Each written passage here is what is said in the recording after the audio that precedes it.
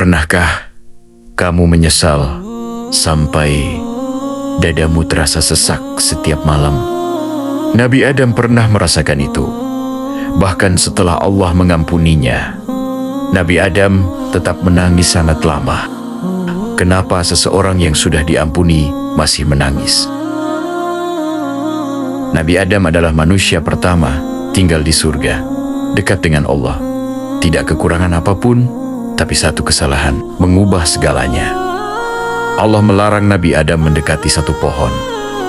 Namun setan terus membisikkan tipu daya. Sampai akhirnya Nabi Adam memakan buah itu. Dan sejak saat itu, kehidupan tidak lagi sama.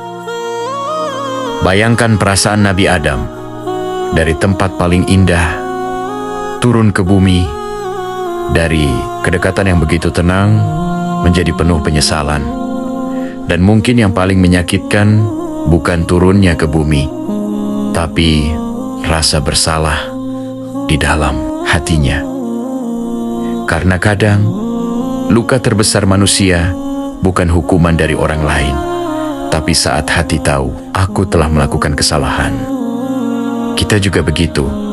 Ada dosa yang terus teringat meski sudah lama berlalu. Ada kesalahan yang membuat seseorang sulit memaafkan dirinya sendiri, sampai akhirnya seseorang merasa, apakah Allah masih mau menerima aku?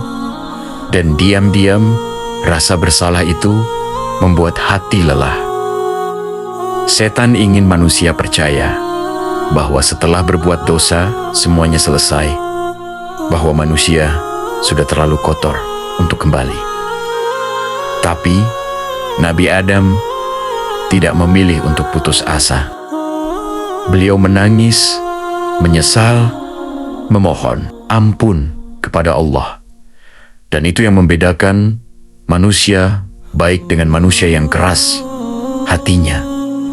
Bukan siapa yang tidak pernah salah, tapi siapa yang mau kembali. Di tengah penyesalan itu, Nabi Adam mengucapkan doa, "Ya Rob kami telah menzalimi diri kami sendiri. Jika Engkau tidak mengampuni kami dan memberi rahmat kepada kami, niscaya kami termasuk orang-orang yang rugi." Dan Allah menerima taubat Nabi Adam. Allah tidak menutup pintunya.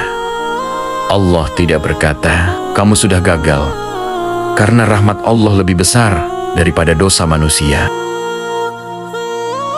Kadang manusia merasa dosanya terlalu besar, padahal yang membuat seseorang benar-benar jauh dari Allah bukan dosanya, tapi saat ia berhenti kembali. Nabi Adam mengajarkan manusia memang bisa jatuh, tapi manusia juga bisa bangkit dengan taubat. Allah tahu manusia tidak sempurna. Allah tahu manusia bisa tergoda, bisa lemah, bisa salah. Itulah kenapa Allah membuka pintu taubat. Dan mungkin alasan Nabi Adam menangis begitu lama bukan hanya karena takut, tapi karena beliau benar-benar mencintai Allah. Semakin seseorang mencintai Allah, semakin hatinya sakit saat merasa jauh darinya. Mungkin hari ini ada seseorang yang merasa terlalu banyak dosa, merasa sudah terlalu jauh, merasa malu untuk kembali berdoa. Tapi ingatlah, manusia pertama yang melakukan kesalahan saja masih diterima Allah saat ia kembali.